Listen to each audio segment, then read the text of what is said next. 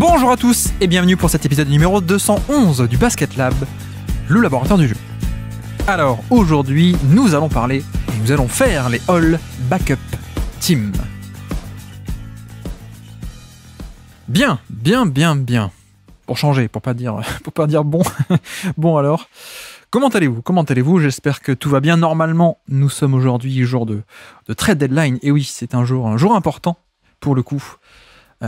A priori, au moment où moi j'enregistre, donc à 24 heures, nous sommes aujourd'hui le mercredi 7 février.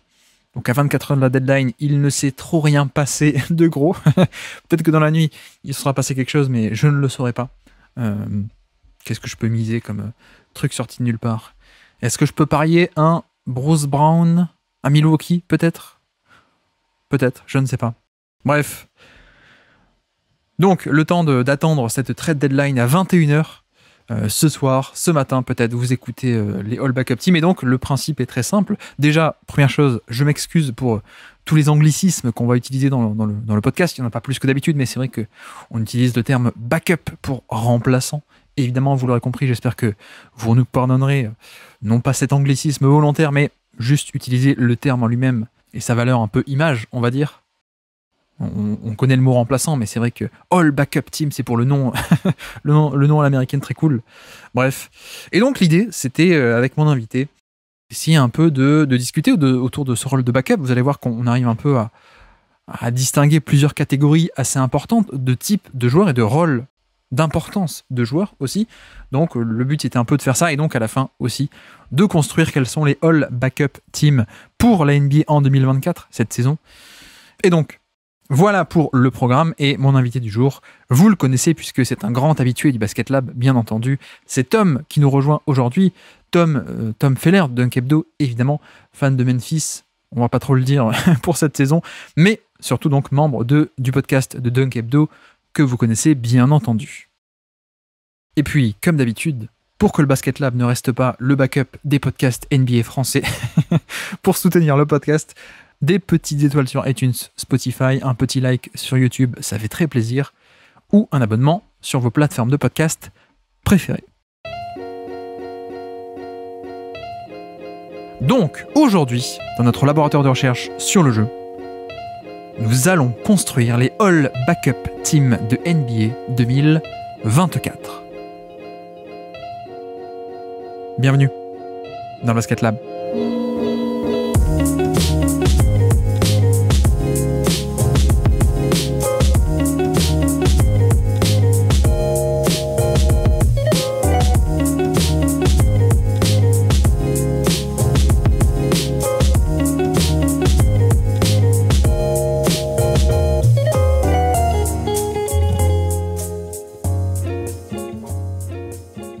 Et donc, on se retrouve aujourd'hui pour un épisode un peu particulier, un épisode avec un habitué, et aujourd'hui on reçoit Tom. Comment vas-tu, Tom? Ça va très bien, Guillaume. Et toi? Content d'être de retour? Bah ouais, content de te recevoir. Tom Feller de Dunk Hebdo, bien évidemment. Dunk Hebdo, bien sûr, le DH20, et le 4K aussi, votre fameux format qui est revenu, ça y est, le 4K. Non, plutôt définitif, alors petit à petit. Ouais, bah écoute, le patron lutte encore, mais il doit accepter la voix du peuple. Bon, et puis Tom, je te lance plutôt sur Dunk Hebdo parce que Tom aussi fan des Grizzlies. Bon, ça va, pas trop déprimé pour l'instant. Tiens, au moins t'as noté fan des Grizzlies, t'aurais pu dire Tom qui pose des questions bizarres à chaque hebdo. Ouais. Mais bon, bref, bonne chance alors Tom, on te souhaite du plaisir à suivre cette saison un peu bizarre, du coup. Ah, clairement. Bon bref, Tom, merci de revenir sur le Basket Lab pour une idée un peu collective, hein, mine de rien, puisque moi de mon côté, je m'étais dit tiens, ça pourrait être sympa comme principe de faire une All Backup Team. Et j'avais cette idée depuis 2-3 jours, et là Tom, quelle question vient de poser Tom pour l'hebdo? C'est quel serait votre All Backup Team? Donc là je l'ai contacté, je lui ai dit bon ok, allez, on est connecté, donc faisons-le. Donc voilà, aujourd'hui le programme c'est on va essayer de construire les All Backup Team, donc littéralement l'équipe des remplaçants, hein, c'est un peu ça, mais les stars remplaçants d'aujourd'hui, mais On va essayer de le faire en 2 temps. D'abord, un peu disserter ou en tout cas réfléchir sur le rôle de remplaçant, et vous allez voir qu'il y a plusieurs catégories qu'on peut recenser. Et puis ensuite parler effectivement de la saison 2024 et faire nos All Backup Team pour 2024. On verra si c'est un format qui revient tous les ans. Mais voilà. Mais on peut commencer de suite, hein, si tu veux bien, Tom. Un peu cette partie un peu théorique, je sais pas, mais essayer en tout cas de délimiter cette notion d'un backup. Enfin, j'ai dit la All Backup Team, mais finalement, c'est les All Backup Team qu'on pourrait faire tellement il y a des rôles différents. C'est ça. Comment toi, tu pourrais commencer à discuter tout ça et les catégories que tu pourrais faire ressortir en termes de backup? Je trouve que déjà, le rôle de backup, c'est un rôle qui peut être compliqué dans le sens où quand on rentre sur le terrain, c'est pour apporter son écho rapidement. Et parfois, on peut avoir de la pression de peur de se faire sortir. C'est ce qui peut arriver, par exemple, pour les spécialistes. Et il y a aussi cette problématique, notamment pour les jeunes joueurs qui commencent, par exemple, sur le banc, qui ont la pression de ne pas faire d'erreur sous peine de se revoir benché. Mais après, globalement, je trouve qu'en termes de rôle, il y a vraiment 2 types de remplaçants. Il y a ceux du coup qui sont des starters entre guillemets qui commencent pas, donc qui apportent quelque chose de supplémentaire à l'équipe. C'est juste qu'ils ne débutent pas les matchs, mais très souvent ces joueurs-là sont avec 4 autres joueurs qui composent les 5 majeurs pour les finir. Et aussi j'aurais l'autre catégorie où ce sont les joueurs entre guillemets qui sont pas assez bons pour débuter, qui ont toutes les qualités d'un starter, qui ont le même style de jeu qu'un titulaire NBA, mais qui sont pas assez bons pour starter. Donc, du coup, ils commencent sur le banc et ils jouent peu ceux-là avec les titulaires. Ouais. Alors, déjà, première chose, effectivement, je m'excuse s'il y a des gens qui aiment bien qu'on parle strictement en français. Il y a peut-être des backups qui vont glisser par-ci par-là. Ah oui, c'est vrai. Il y a des fois, bon, il faut dire remplaçant, bien sûr, mais il y a des fois, il y a l'anglicisme qui va se glisser sans qu'on y fasse attention. Mais non, je te rejoins, et c'est vrai que, je sais pas ce que t'en penses, mais moi, tu vois, on parlait un peu en préparation de l'épisode, on se disait comment est-ce qu'on peut définir un peu tout ça. Je sais qu'il y a un critère qui ressort pour tout le monde, hein, qui paraît évident, c'est est-ce que tu démarres les matchs ou pas, hein, finalement. C'est un peu comme ça qu'est la définition très formelle, on va dire, de si t'es un remplaçant, c'est que tu ne démarres pas les matchs, hein, littéralement, par définition, je veux dire. Mais c'est vrai que moi, il y a une autre notion, c'est aussi par rapport au minutage. Oui. Et je pense même que en termes pour moi, presque, c'est un critère plus important, le minutage, parce que en fait, il y a des titulaires qui démarrent et qui finalement ne jouent pas beaucoup. Coucou, le fameux titulaire, la Keith Bogans, hein, à l'époque. Le fameux Keith Bogans, toi tu connais bien sûr, qui était titulaire pour 3 minutes en début de chaque mi-temps, qui ensuite ne jouait plus. Et puis à l'inverse, il y a aussi des gens qui sont entre guillemets remplaçants, mais qui sont au Hall of Fame. Et là, coucou Manu Ginobili, par exemple. Mais voilà, c'est vrai que, je sais pas toi ce que t'en penses, mais en termes de définir un peu tout ça, c'est un peu comme la notion de poste, tu sais, où on se dit depuis quelques années, la notion de poste, elle a plus lieu d'être, c'est surtout en termes de rôle qu'il faut réfléchir. Ouais. Là, j'ai un peu l'impression que c'est pareil, c'est titulaire ou pas titulaire, d'accord, mais c'est surtout en termes de minutage que c'est intéressant, en fait. Oui, effectivement, puisque tu as des remplaçants qui vont jouer énormément de minutes avec des titulaires. Là où tu as des remplaçants, si par exemple on prend l'exemple de TJ McConnell, c'est quelqu'un qui va pas jouer beaucoup avec Haliburton et qui va surtout être là pour donner une structure à la seconde unit, un environnement notamment avec cette notion de guard play. Bon, on y revient, hein, on y revient à cette notion de guard play qui peut être importante, notamment quand tu as beaucoup de finisseurs sur le banc, où ça va être plus difficile pour eux de prendre du rythme. Là où quand ils joueront du coup avec les titulaires et les ball handlers principaux, là où ils seront on va dire dans un certain confort quand ils joueront avec le remplaçant qui est là pour faciliter et qui n'est pas là pour scorer uniquement. Ouais. Et donc toi tes catégories que tu as commencé à nous exposer, c'est aussi lié au skill set et au minutage aussi. Donc tu nous disais c'est quoi exactement? C'est ceux qui ne sont pas assez forts pour être titulaires? C'est ça, ceux qui sont pas assez forts pour être titulaires, c'est-à-dire qu'ils ont la palette technique entre guillemets, où ils ont un jeu de titulaire. Si on prend par exemple les meneurs de jeu, on prend par exemple TJ McConnell, c'est quelqu'un qui a toutes les compétences pour être un meneur de jeu classique et mener une équipe, sauf que ça ne peut pas être ton premier initiateur. Il est pas assez bon pour être ton premier initiateur parce qu'il a des manquements au niveau du scoring, au niveau de la gravité au cercle. Et même si c'est quelqu'un qui est très fort pour créer du jeu pour les autres, c'est pas un assez bon scoreur pour qu'il te génère en fait des avantages par sa simple présence sur le terrain, contrairement à quelqu'un comme Ali Burton, par exemple, qui le remplace.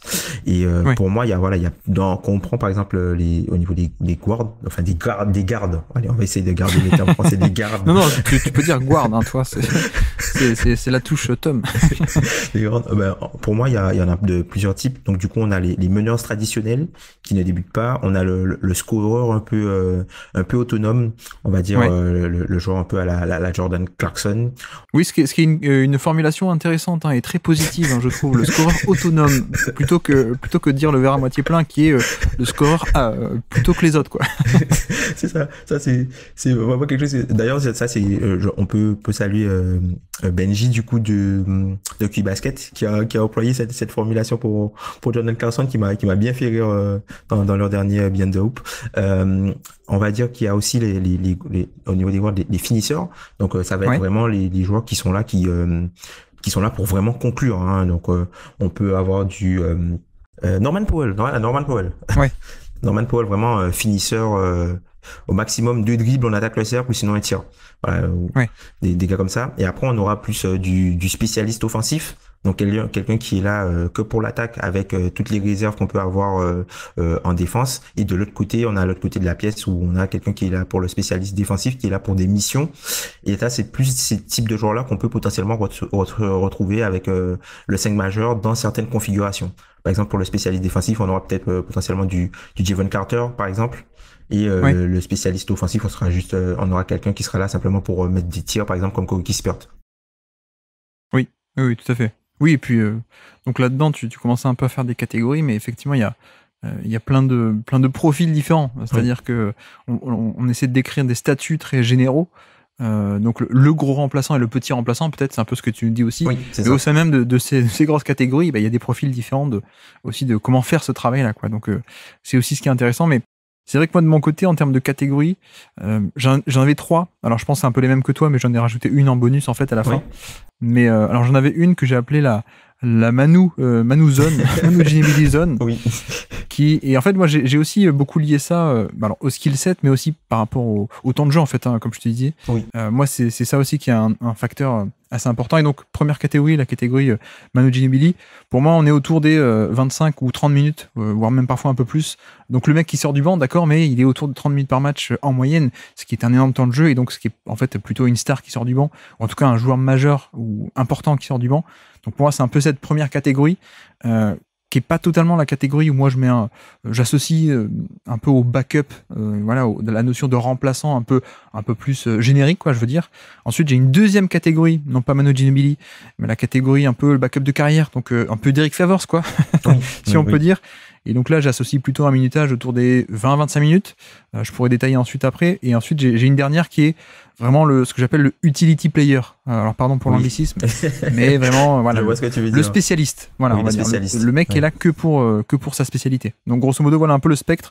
Pour moi, des remplaçants, hein, entre le mec qui est en fait un vrai faux remplaçant, qui est en fait un joueur majeur, le joueur qui est vraiment le remplaçant de base, quoi. Voilà, entre 20-25 minutes de jeu qui remplace la star et qui fait son job.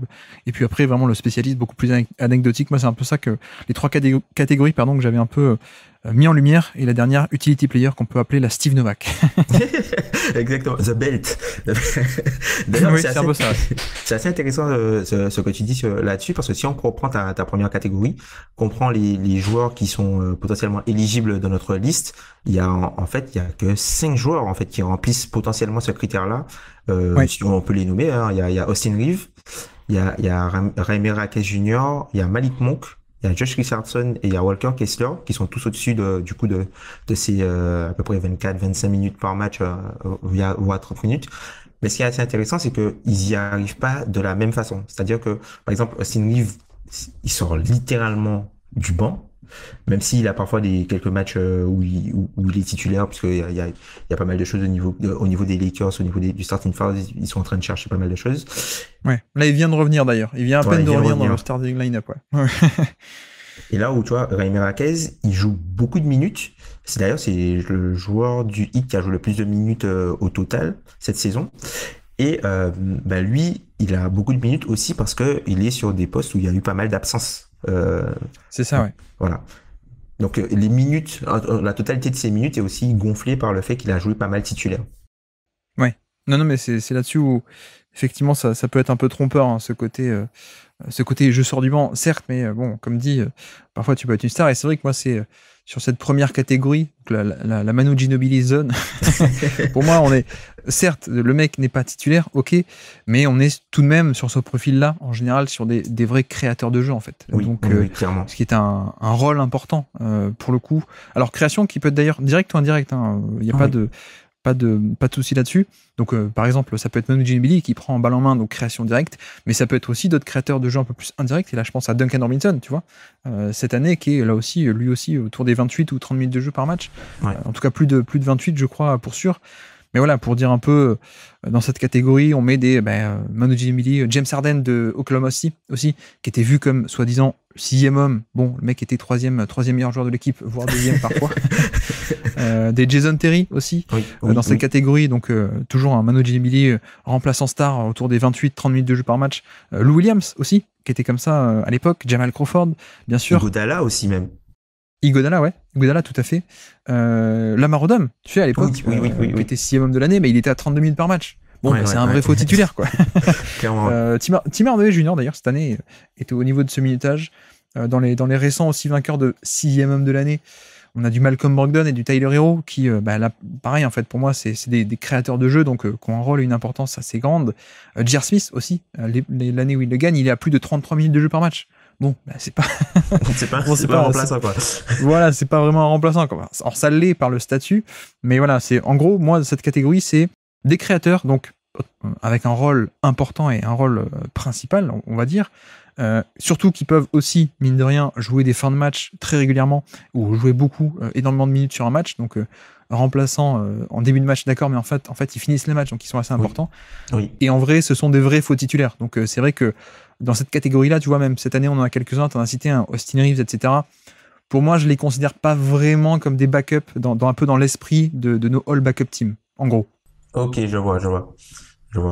Donc, du coup, Malik Monk, tu le considères pas là-dedans? Malik Monk est à quoi? Il a 26 minutes par match, mais c'est un cas intéressant à discuter, ouais. Après, on peut en faire plusieurs, hein, Tom, des all backup teams. Clairement. On peut aussi, ouais. Et après, j'avais donc la deuxième que j'avais, donc la Derrick Favors, c'est toujours pareil, hein, j'associe plutôt en termes de minutage, mais parce que le minutage est aussi la conséquence de ton skill set. Donc voilà. Et pour moi, c'est un rôle un peu plus mineur. Et d'ailleurs, tiens, je voulais te poser la question. Pour moi, l'âge rentre aussi un peu en compte là-dedans, dans toutes ces catégories et toute même cette notion de remplaçant, de all backup team. J'ai un peu du mal, ou en tout cas, je les mets un peu à part, les jeunes, parce que ça se trouve, les jeunes, en fait, ils sont en pleine dynamique de progression et ils vont devenir titulaires un jour, quoi. Donc, tu vois, je différencierais presque les jeunes en début de carrière qui, pour l'instant, sont des backups, et des mecs qui, en fait, sont des backups de carrière, quoi. Des vétérans backups. Oui, je comprends très bien, effectivement. Puisque t'as, dans un certain écosystème NBA, tous les jeunes n'ont pas leur chance tout de suite. Et du coup, effectivement, et puis les joueurs qui arrivent, de la fac, on va leur demander, si, à part ce sont les grosses stars, hein, on va leur demander, du coup, de s'intégrer, un peu de fit ce qui se fait déjà et d'essayer de se développer dans ça, plutôt qu'être eux-mêmes et de jouer leur jeu, quoi. C'est plus rester dans le moule de l'équipe et avoir une petite partie libre, si jamais on fait bien les efforts en défense, plutôt que simplement être le joueur qu'on est, le joueur qu'on aspire à être. Oui, puis comme tu dis, hein, tu parlais de TJ McConnell, notamment, tu sais, en termes de skill set. En fait, McConnell, on connaît le joueur, c'est un produit fini. Donc, on sait que ça va coincer et qu'il y a un plafond. Notamment la taille, parce que, comme dit, hein, je suis obligé de le dire, hein, dans l'épisode de All Backup Team, hein, TJ McConnell, s'il faisait 6-8, pour moi, c'est un joueur All-NBA à potentiel. Voilà. Potentiellement, oui. Le problème, c'est qu'il fait pas du tout de 6-8, et que le skill set, il a la technique, etc., mais il n'a pas la taille, donc il y a un plafond. Alors que d'autres, tu vois, des joueurs qui sont peut-être des jeunes actuellement, qui sont autour des 20-25 minutes de jeu, avec ce même statut à peu près. Je sais pas qu'est-ce que j'ai dans la liste, mais tu vois, Quickley, pour moi, on n'est pas sur le même cas que McConnell, parce que McConnell, c'est un peu, on connaît le skill set, on connaît les limites, et il sera ça de toute façon, c'est un produit fini. Pour moi, Quickley, ça se trouve, il va exploser et il peut être autre chose, quoi. Donc, tu vois, c'est un peu là-dessus où je fais une différenciation en termes d'âge et de où est-ce que tu en es dans ta carrière. C'est pas pareil d'être un remplaçant vétéran de carrière ou être un jeune qui en fait est dans une étape peut-être intermédiaire de sa carrière en fait. Oui, clairement. D'ailleurs, Quickly, je l'ai pas considéré tout simplement parce qu'en fait, il est parti à Toronto et il est désormais titulaire.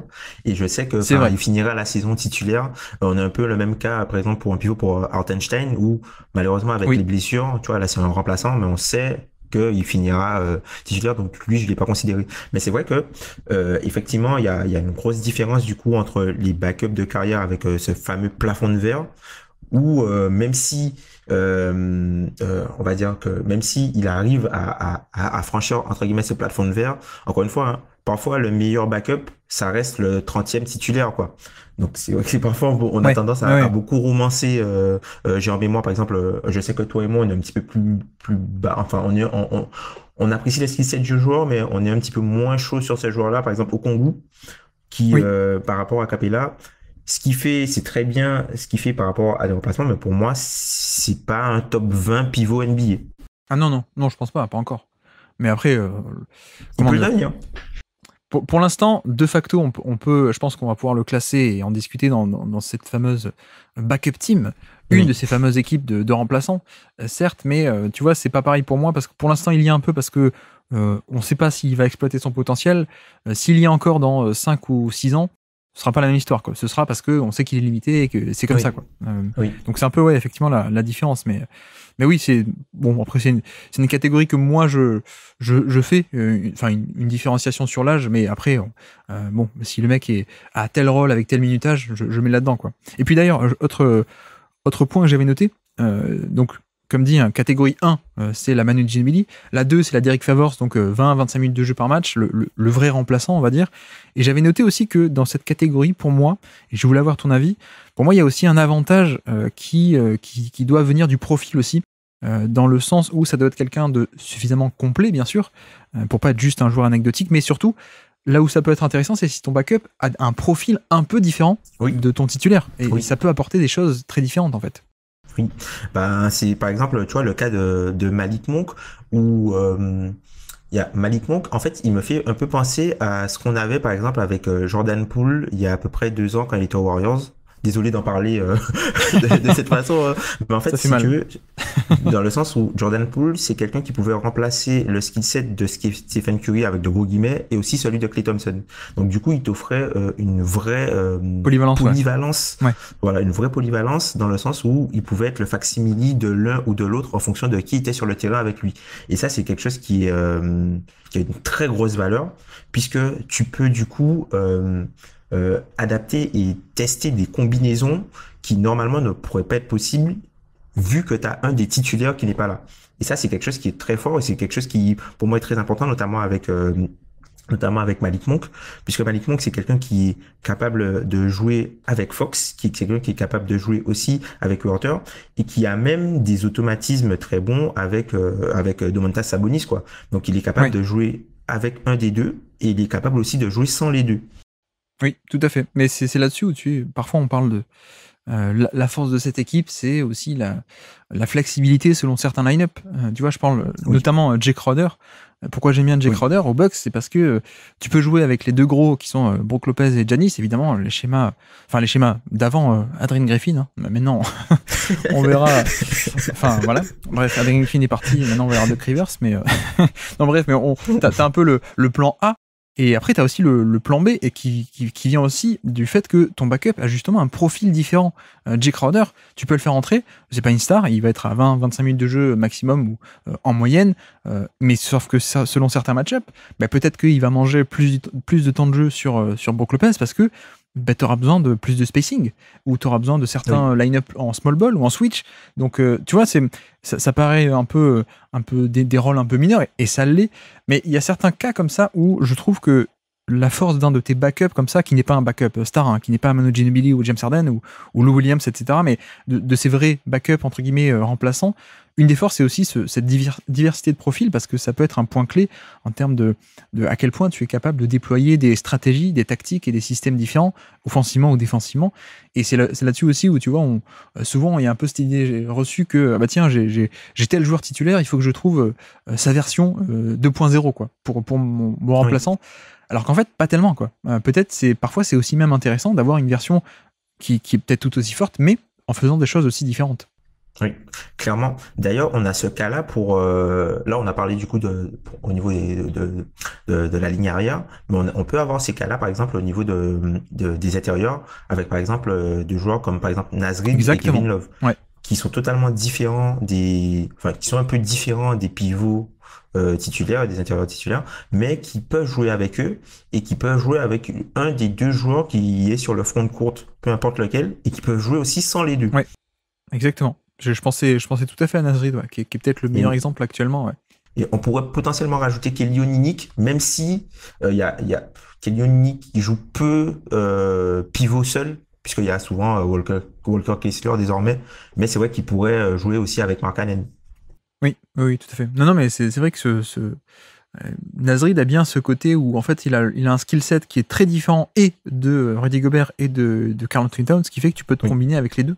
Donc finalement, il y a une polyvalence qui apporte une valeur structurelle, en fait. Parce que, comme dit, selon certains match-ups, comme Jay Crowder, si tu le fais jouer en poste 4 ou ce genre de trucs, en fait. Donc, ouais, c'est assez intéressant.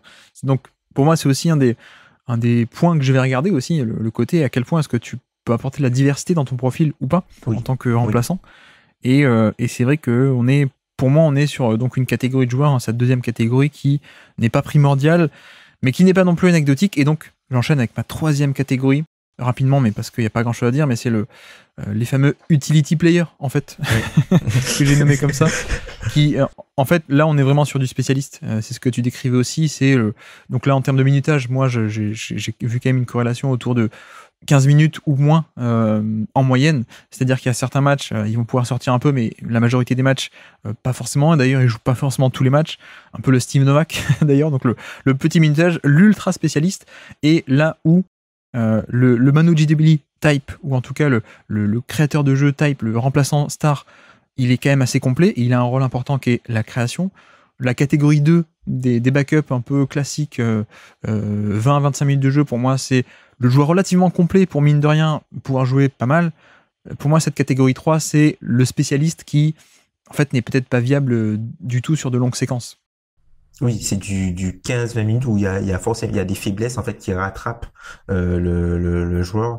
Et du coup, il va, peut-être pour la saison régulière, il va pouvoir, du coup, jouer quelques minutes. Mais ensuite, il pourra potentiellement être vite dépassé.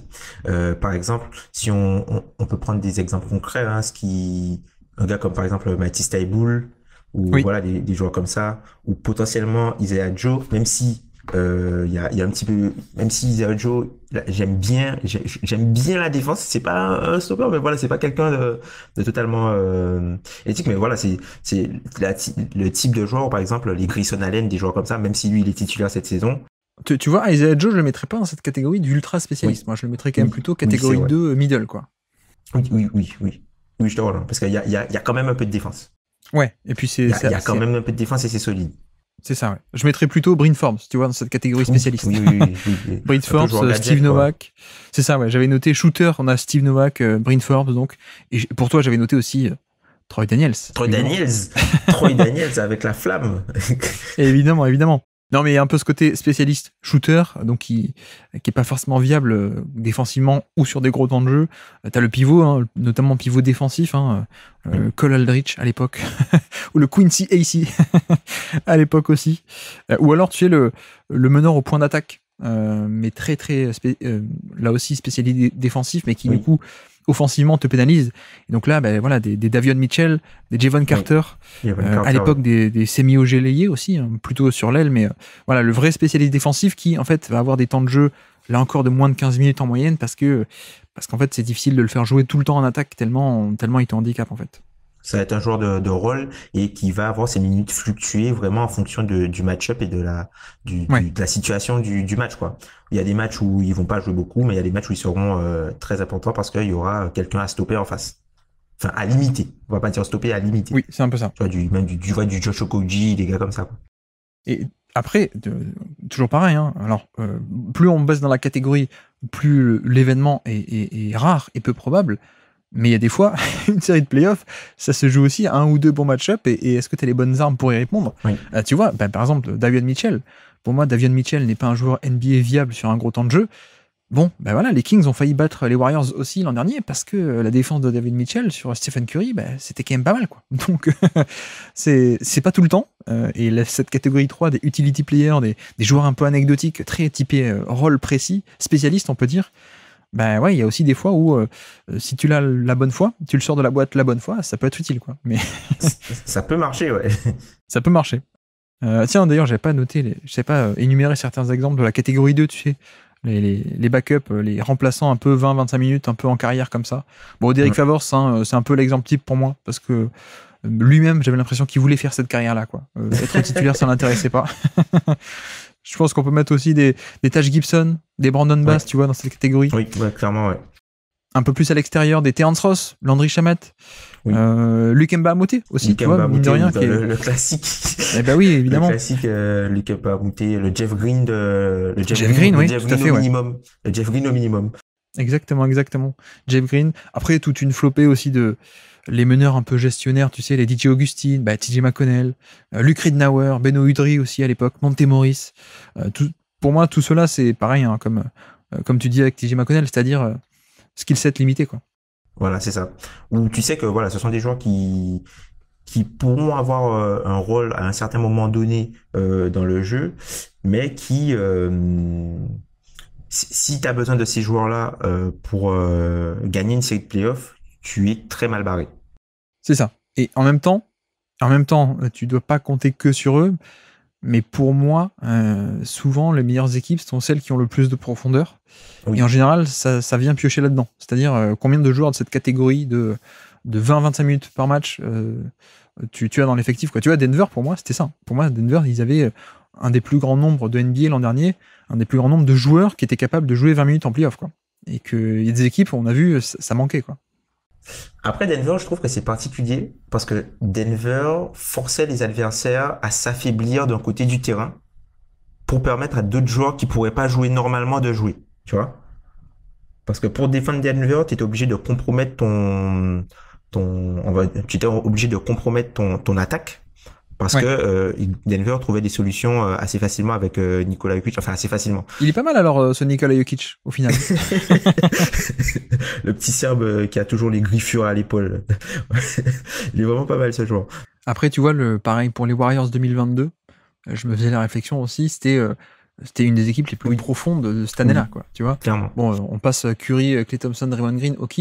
Ensuite, t'avais Wiggins, Jordan Poole, Otto Porter, Kevin Looney, Damian Lee, Iguodala, Gary Payton, Bjelica aussi. Et même Moody qui a joué.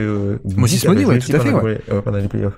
Mais que des joueurs qui pouvaient avoir un certain minutage assez important en playoff, quoi, tu vois. C'était pas que des petits spécialistes, si on peut dire. Mais après, ce qu'on n'a pas dit aussi, mais on peut conclure cette catégorisation des remplaçants comme ça, mais c'est toujours un peu bizarre, et pour parler un peu du 6e homme de l'année, on en discutait un peu en antenne, mais c'est toujours ce truc avec les backups et les 6e hommes de l'année, c'est que il faut se rendre compte, hein, en NBA, il y a 30 équipes.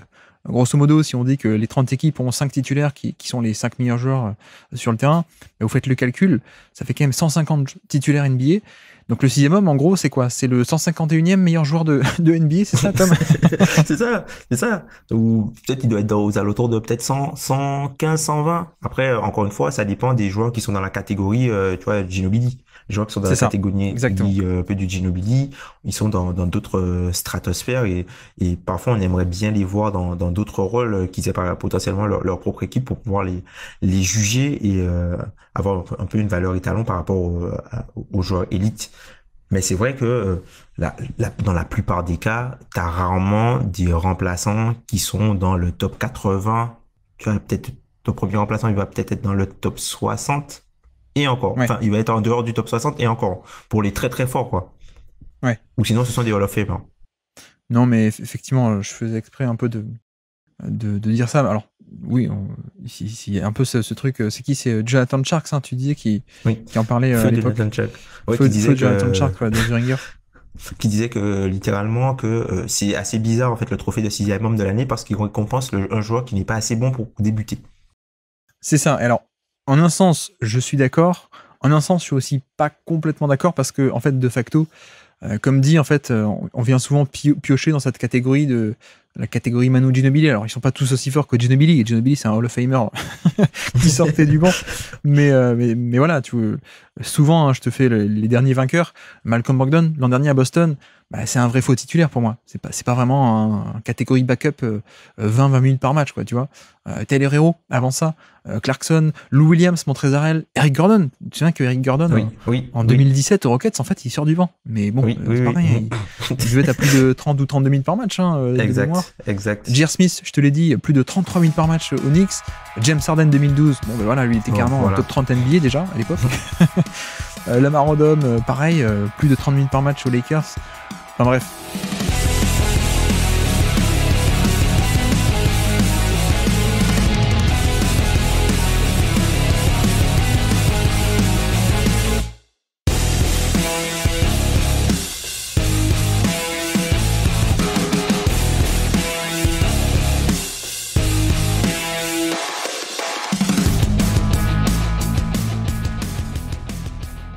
Peut-être pour enchaîner du coup sur nos, si on se met vraiment à faire nos All Backup Team 2024, donc en fin janvier 2024 actuellement.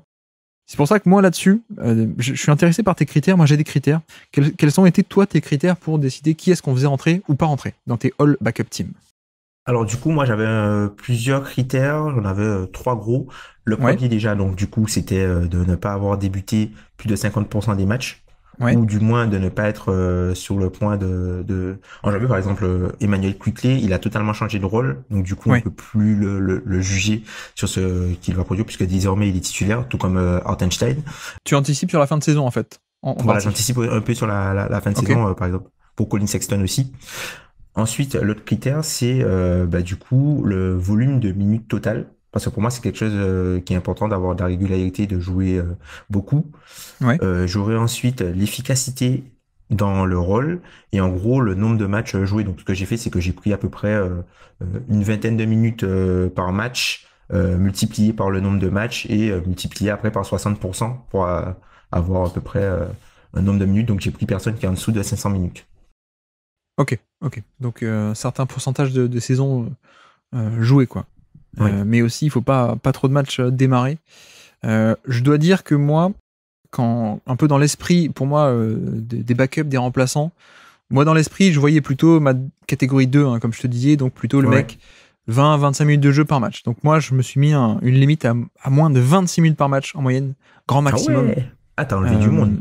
Pour rester un peu dans cet esprit backup. Et effectivement, du coup, moi, toute cette première catégorie de joueurs qui finalement sont des vrais faux titulaires, ou en tout cas des vrais joueurs importants, mais juste qui sortent du banc, j'ai eu du mal à les mettre. Est-ce que toi tu en as de cette catégorie? Oui, j'en ai quelques-uns. Ok. J'en ai quelques-uns dans ma première équipe. D'ailleurs, j'en ai 2 dans ma première équipe. J'ai du coup Norman Powell et Malik Monk. D'accord, ok. Alors, je crois que les deux flirtent avec les 26, hein, si je dis pas de bêtises, 26 minutes par match. C'est exactement ça, 25 minutes. Donc pour moi, techniquement, ils passaient le cut. Je pouvais les prendre dans mes All Backup Team aussi, tu vois. Mais non, je pensais à par exemple, tous ceux qui sont au-delà de 26 minutes de jeu par match, tu vois, presque on pourrait faire une All Backup Team, mais Backup Team de première ordre, tu vois.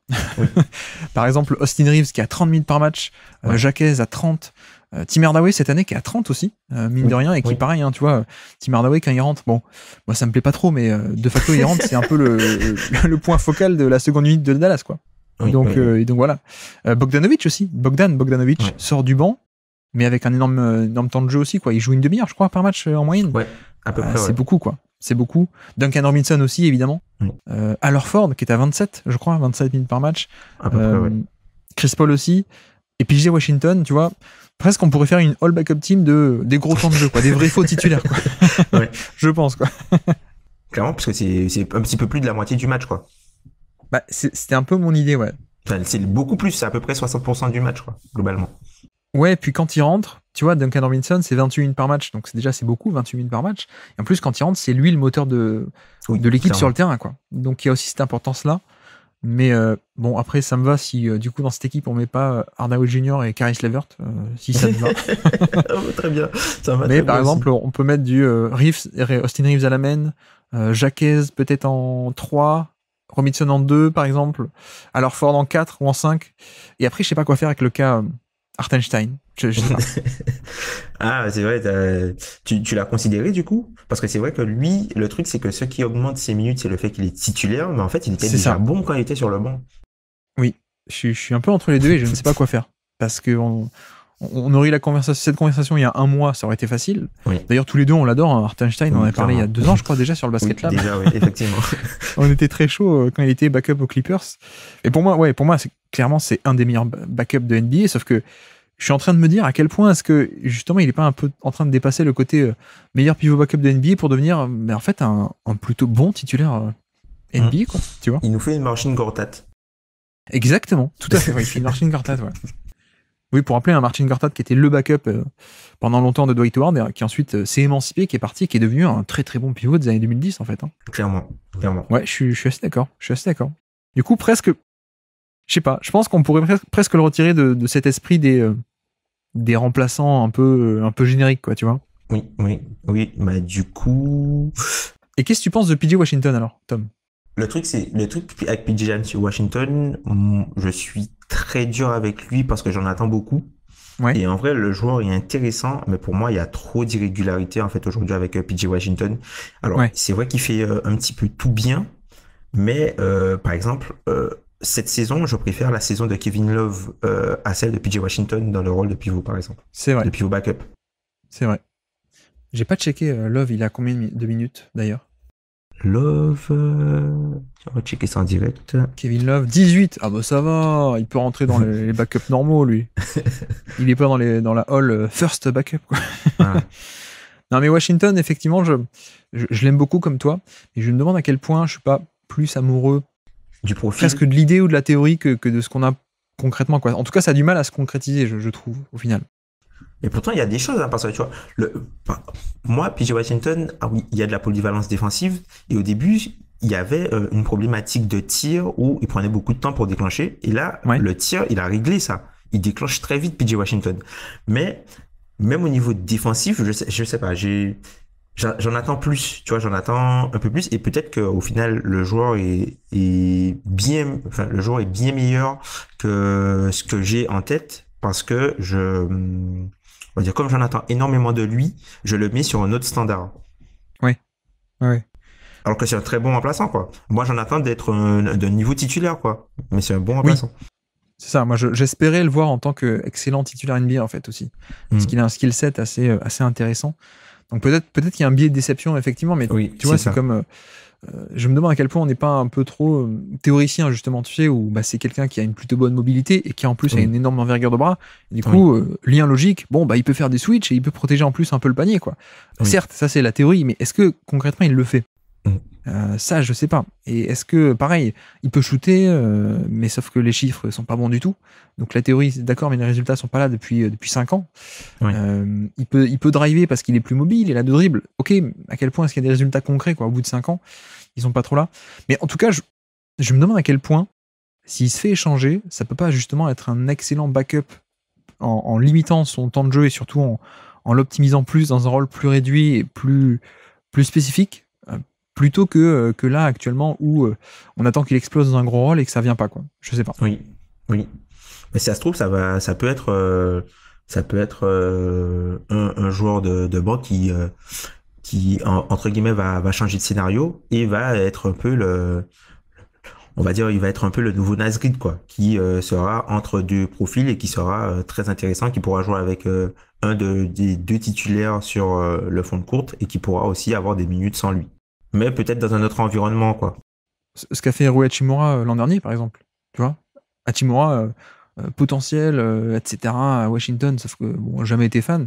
Tu le mets aux Lakers, un rôle très limité, très spécifique.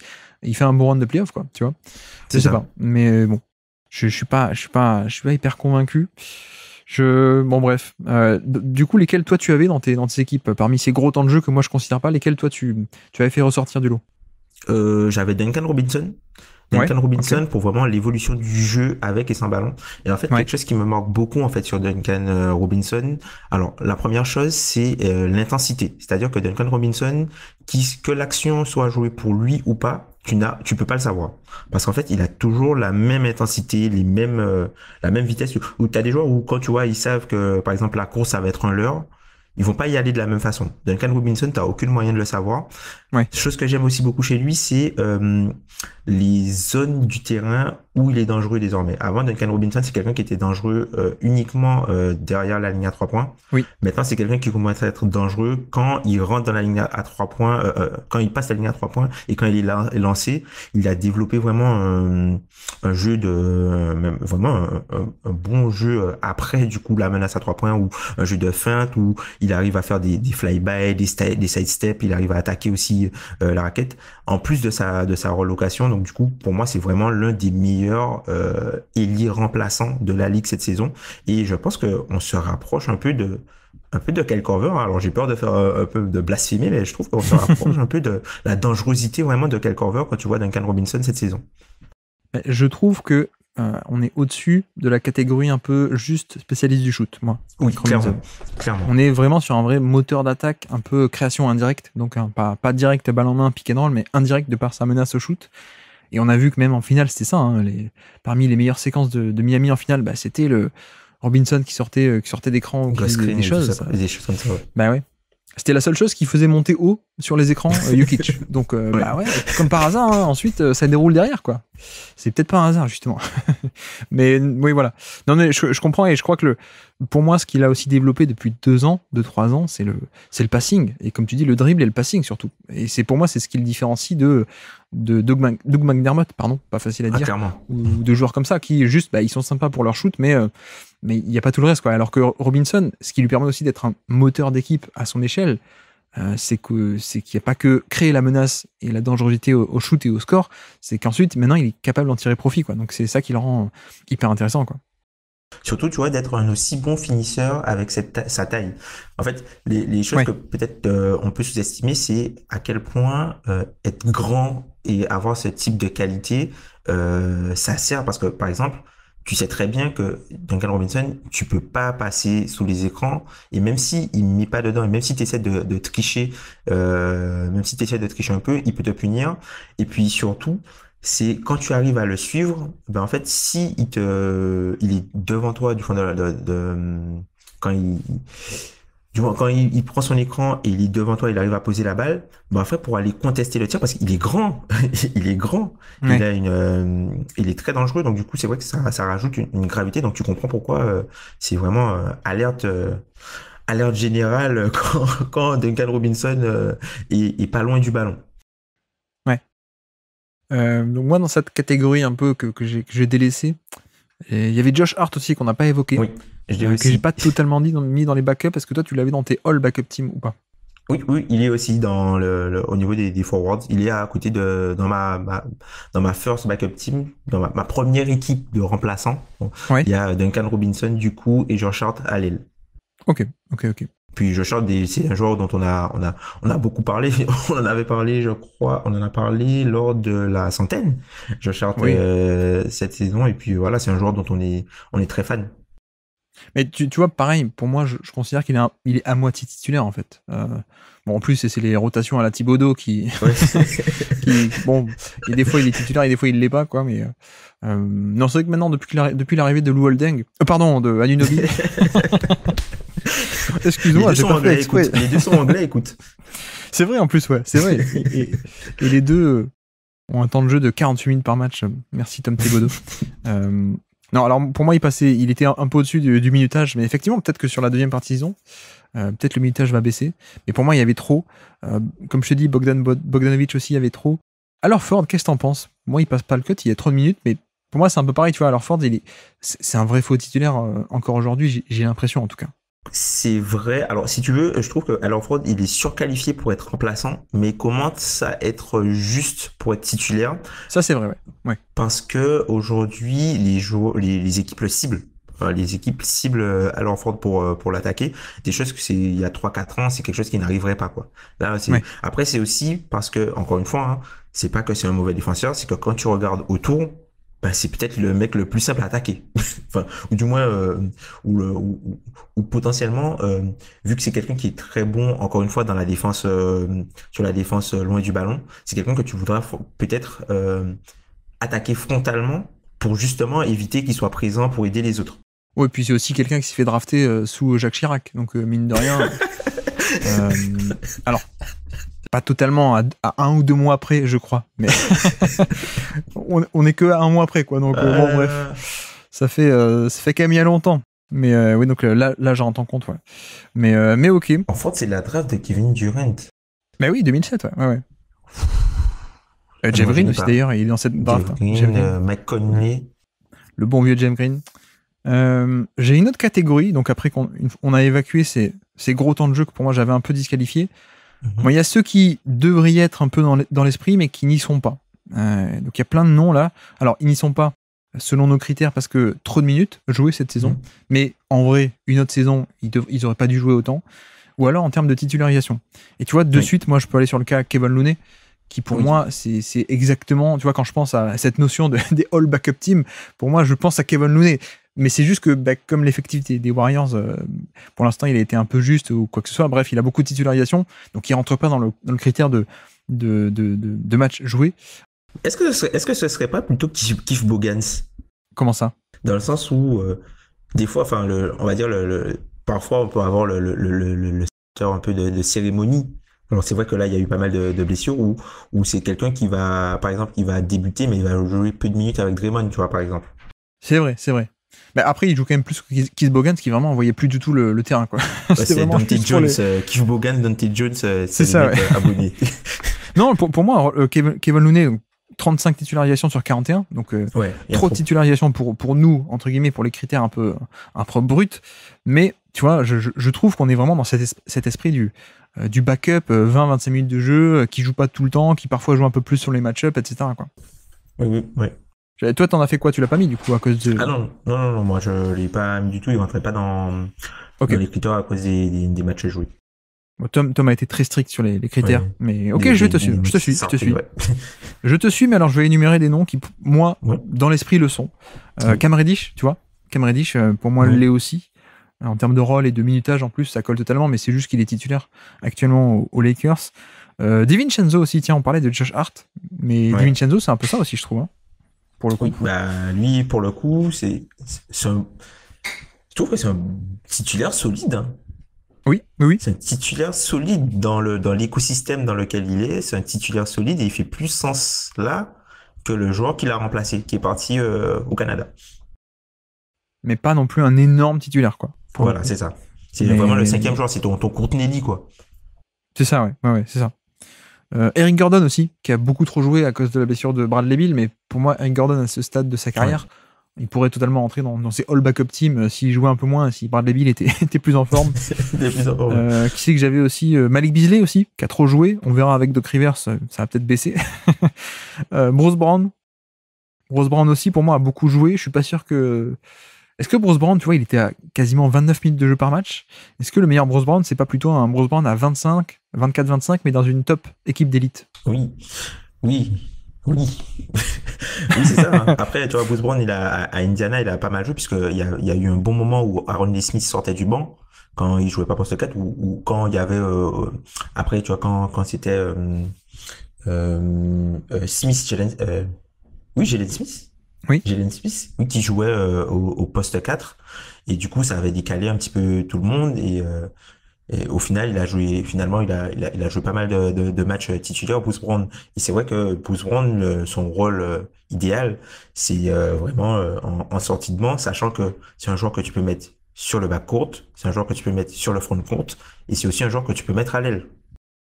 Oui, tout à fait. Kelly Oubre aussi, qui pour l'instant est titulaire cette année, mais qui pour moi est dans cette catégorie de j'en veux pas complètement comme un titulaire. Ouais. Mais voilà, pour moi il rentre dans l'esprit, on va dire, Kelly Oubre. Il rentre dans l'esprit, oui, il est dans l'esprit, voilà. Bon, il y est pas pour les critères de cette année, mais dans l'esprit, moi je le mettrais plutôt là. Et puis après j'ai 4 meneurs qui pour l'instant jouent trop parce qu'ils sont dans des mauvaises équipes. J'ai Jordan Clarkson, 30 minutes par match. Bon, pour moi, il est plutôt catégorie le backup qui sort du banc à 20-25. Dinwiddie aussi est à 30, hein, notre ami Dinwiddie. Enfin, mon ami, pas le tien. Ton ami Spencer Dinwiddie.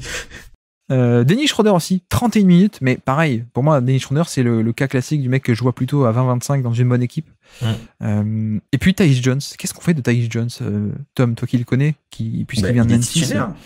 Pour l'instant, il est titulaire, mais il n'est pas titulaire NBA, il est titulaire à Washington. Est-ce que j'ai l'impression qu'il est un peu coincé entre les deux, c'est-à-dire en backup, ce serait la Rolls-Royce des backups meneurs, mais est-ce qu'il est assez bon pour avoir une équipe, Tyus Jones, en tant que titulaire? Ben c'est ça, on y revient à ce qu'on disait, hein. Parfois le meilleur backup à un poste, ça c'est pas plus haut que le 20e joueur du poste. Donc au final, tu vas toujours chercher à avoir mieux. C'est un peu ça. Donc du coup, malheureusement, c'est un peu le plafond de verre que ce joueur-là peut avoir. Un peu comme ce qu'il y a eu un moment, je sais pas si, enfin, un moment, il y avait une période où la NBA était un peu chaude sur Ish Smith. Alors que on a essayé de lui donner des rôles de titulaire par-ci par-là, et puis finalement c'est resté un backup, et un bon backup. Et parfois vaut mieux être un bon backup qu'être un mauvais titulaire. Ish Smith qui est l'homme qui a fait le plus de franchises différentes, hein, je crois, dans l'histoire de la NBA. 17, je crois il en a 32, 16, je crois. 32. Alors qu'il n'y a que 30 équipes, hein, mais il en a fait 32. Il a fait 32 franchises. Non, mais c'est une blague, Tom. Il n'y a que 30 équipes. Bah oui. Non, mais après, tu sais jamais avec les histoires de... Peut-être, ouais. Ah oui, c'est vrai, après c'est 2010, Ishmis, la draft 2000... Non, mais après, voilà, Ishmis aussi, pareil, hein, il a eu du temps de jeu parce qu'il était dans des équipes bien nazes aussi, quoi. Oui. Mais bon. Tiens, dernier nom, Goga Bitadze. Je me demande où est-ce qu'on en est avec Goga Bitadze, qui a été titulaire parce que Carter Jr. a été blessé. Sans la blessure de Carter Jr., peut-être qu'il aurait pu rentrer dans les critères de match non démarré. Mais en même temps, sans la blessure de Carter Jr., il aurait pas joué. Enfin, je sais pas, c'est aussi sa blessure qui a permis qu'il explose. Et pour moi, potentiellement, on a un titulaire NBA pas si loin que ça, quoi. Tu vois, Goga Bitadze. Le truc avec Bitadze, c'est que je trouve, potentiellement, je pense que le coach trouve que son skill set est beaucoup trop proche de Wendell Carter, sans le 3 points, bien sûr. Et en fait, même quand il y a eu quand Wendell Carter est revenu, alors il a joué un petit peu, il était un petit peu titulaire, mais ensuite il a disparu de la rotation parce que sur le banc c'est Wagner. Et en fait c'est ça aussi la problématique, c'est-à-dire que c'est un joueur qui est plus facsimile que complémentaire. Donc quand le titulaire n'est pas là, il peut absorber les minutes et du coup il permet à la rotation de rester intacte. Mais du coup quand le titulaire revient, lui il sort de l'équation puisque le backup reste celui qui... Enfin, le fait d'avoir très bien joué en étant titulaire, ça lui a pas fait gagner le poste de backup, tout simplement parce que ce que l'effectif et ce que le coach attend du backup est différent de ce que lui peut apporter. Il attend quelque chose de différent que ce que le starter apporte. Tom, demande-moi si je dois construire une équipe à partir de rien et que je peux faire un pari sur un jeune. Demande-moi si je préfère Onyeka Okongwu, Mark Williams ou Goga Bitadze. Vas-y, demande-moi. Alors Guillaume, si tu devais faire une équipe et miser sur un jeune... Goga Bitadze. Non mais voilà, je pense qu'il y a un potentiel, mais bref, on est un peu sur le débat des jeunes aussi du coup. Mais on est potentiellement entre les deux, et on est aussi potentiellement sur... Il peut nous faire une carrière de 10 ans en tant que très bon backup pivot remplaçant, quoi. Je pense. À quel point penses-tu que Nate Bjorkgren a flingué sa carrière? Alors, Nate Bjorkgren, pour ceux qui ne savent pas, le coach de Indiana, saison 2021. Oui. D'ailleurs, les anciens assistants de Nick Nurse, ça se passe pas bien les vestiaires entre lui, Bjorkgren à Indiana et Adrian Griffin. Je sais pas, je me dis aussi que les pivots, tu sais, ce qu'on dit souvent, c'est que les pivots, ils arrivent à maturation plus tard. Et je veux bien croire que c'était ça, parce qu'il arrivait assez jeune en NBA, gros potentiel athlétique, mais en défense, la maîtrise de la défense, c'est aussi beaucoup de petits détails, tu sais, d'orientation, de positionnement, de timing. Donc je me dis, c'est peut-être ça aussi qui fait que les pivots ont une maturation plus lente, c'est parce que la défense est à ce point importante et que pour la maîtriser, ça prend aussi plus de temps. Mais tu sais, Wendell Carter Jr. aussi a mis du temps à finalement émerger. Oui, après je pense que ce qui joue aussi beaucoup, c'est l'impact physique. Peut-être la vitesse des joueurs et l'impact physique, parce que voilà, la force fonctionnelle, et je pense que c'est la force fonctionnelle pour rester en position quand tu subis le contact d'un joueur qui est très puissant, à l'impact, tu as souvent des jeunes pivots qui peuvent avoir du mal à résister ou qui peuvent se faire piéger parce qu'ils sont trop facilement bougeables de la bonne position. Ouais, je suis d'accord. D'ailleurs, c'est un problème que Mobamba a eu aussi. Il avait la taille, mais bon, le problème c'est que quand tu peux mettre un coup d'épaule au mec et le dégager de 50 cm, bah oui, même s'il a l'envergure, c'est libérer le layup, quoi. Mais bref, refermons cette parenthèse sur les pivots jeunes d'Orlando.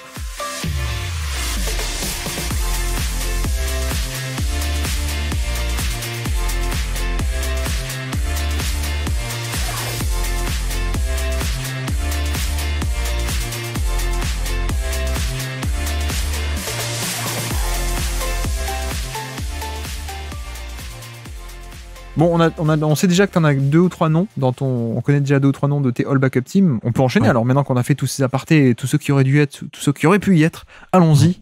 Tom, la All Backup Team de 2024, je te laisse la main. Alors, du coup, moi, j'ai Norman Powell, Malik Monk. J'ai sur les ailes, du coup, Duncan Robinson et Kelly Olynyk. Et en pivot, j'avais Naz Reid. Ok, alors heureusement qu'il y a Naz Reid parce que sinon j'aurais cru que c'était pas la All Backup Team mais la All No Defense Team la plus spectaculaire de l'histoire. Mais alors du coup pas de vrai meneur alors chez toi, Tom. Bah Malik Monk, un playmaker. Pas de vrai meneur chez moi, un playmaker qui est capable de jouer avec et sans ballon. Même si je pense que si jamais cette équipe voit le jour, il aura beaucoup la balle en main, puisque Norman Powell, quand il reçoit la balle, il n'y a pas de passe après.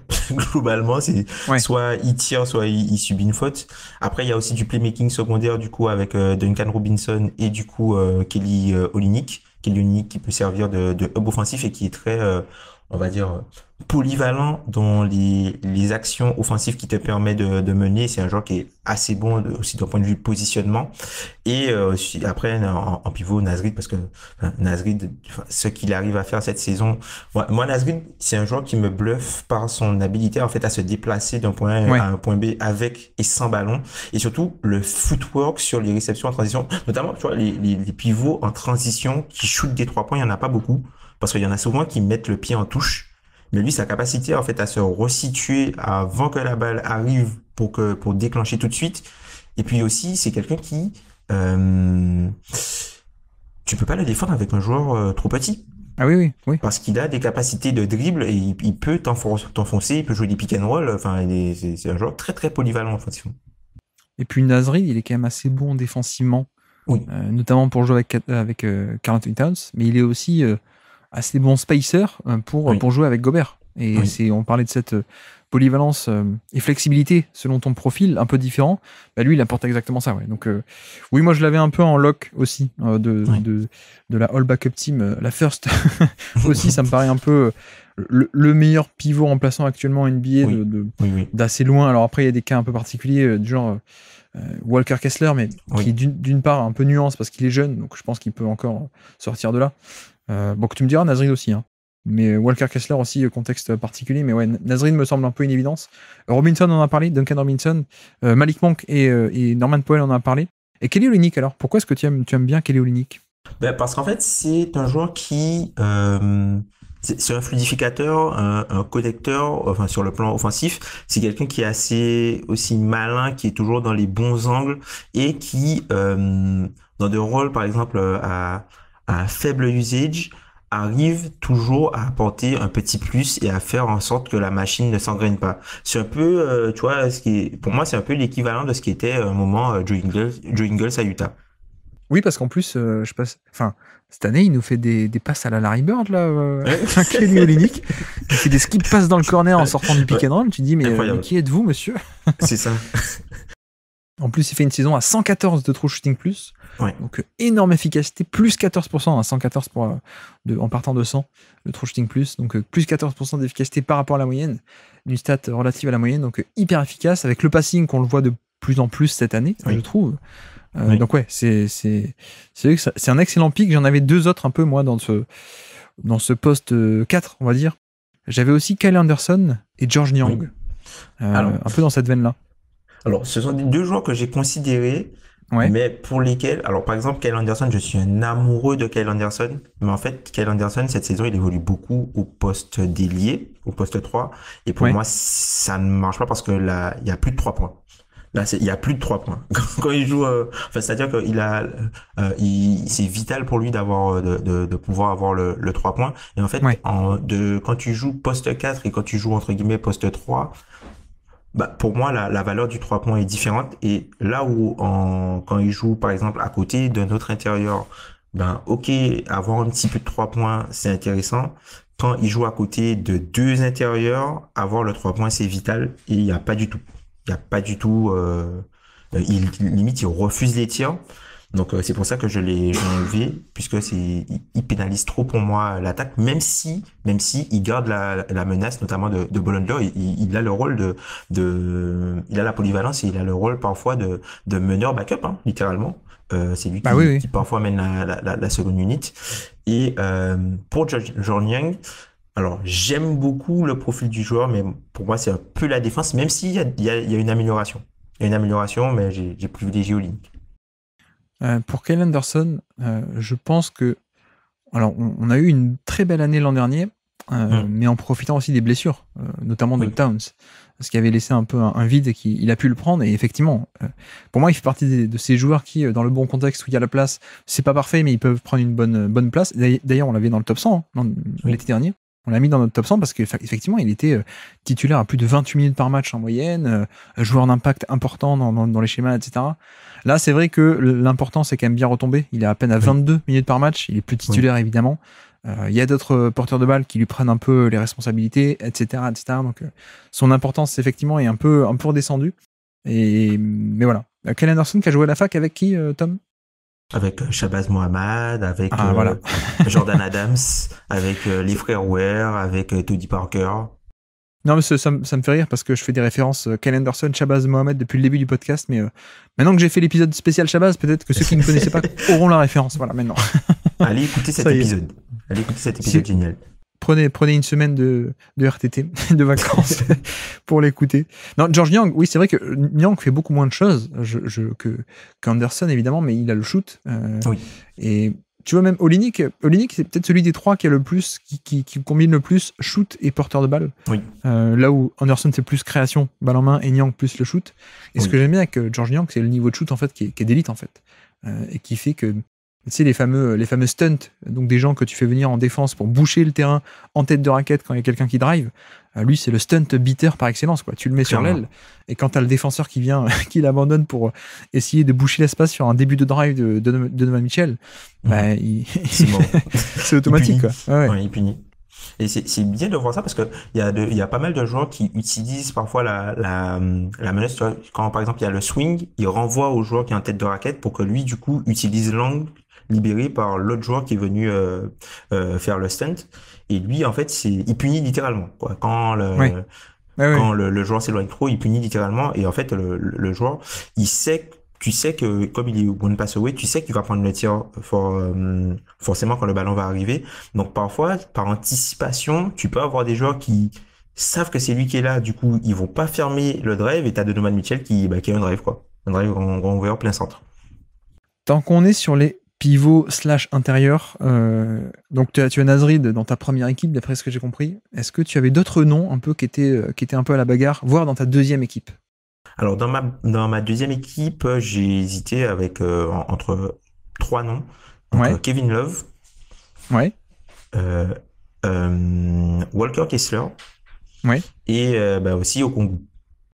D'accord. Je m'attendais à ce que tu dises Mo Wagner, du coup, moi. Non, pas Mo Wagner parce que, enfin,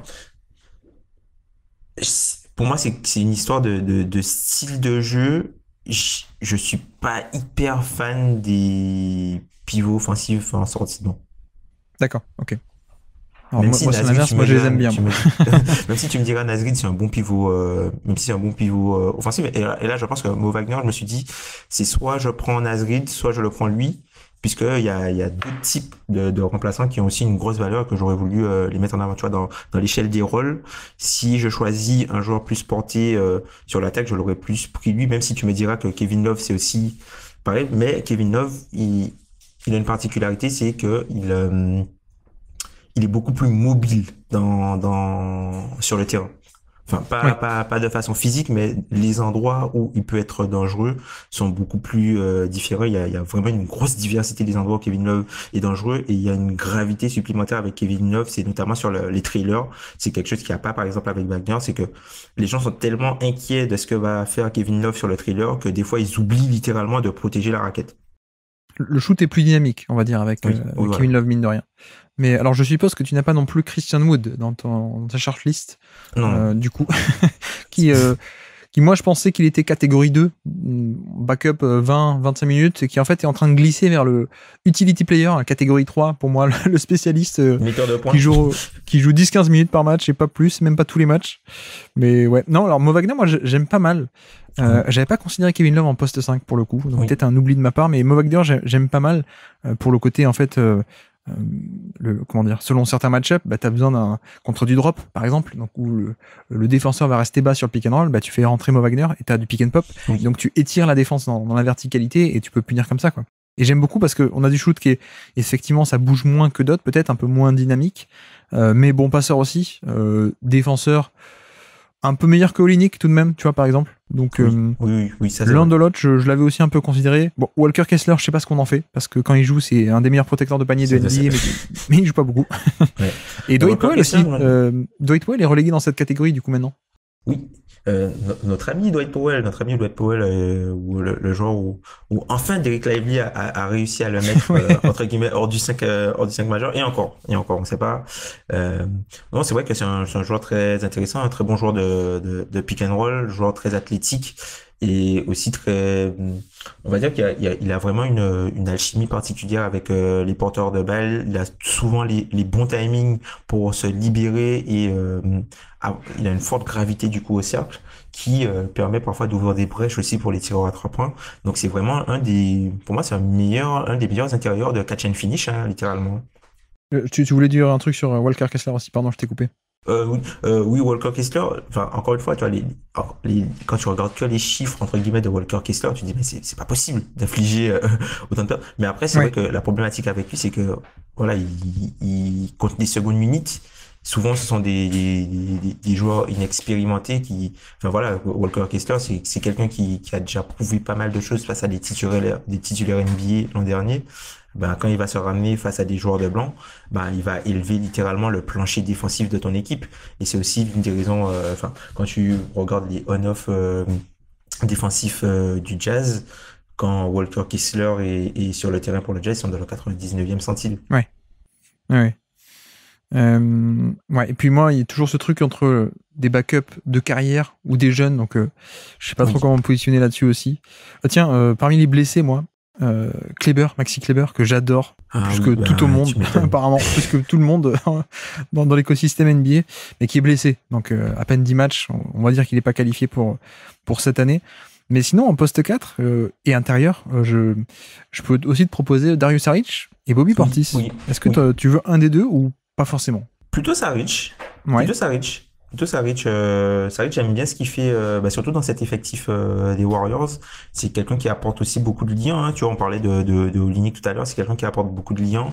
C'est quelqu'un qui aussi, moi, je suis surpris par sa capacité à anticiper les actions off-ball. C'est-à-dire que quand le ballon n'est pas là, il est toujours en mouvement. Soit il va poser des écrans ou, il connaît très bien les plays, soit il sent très très bien le jeu.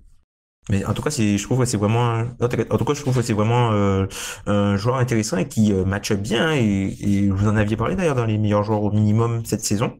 Et il vous fait pas mentir. J'aime beaucoup aussi Bobby Portis, j'ai du mal aussi, hein, mais j'ai un peu plus de mal. Je me demande même si je préférais pas Jeff Green, tu vois, un peu dans ce côté backup intérieur désormais. Je sais pas.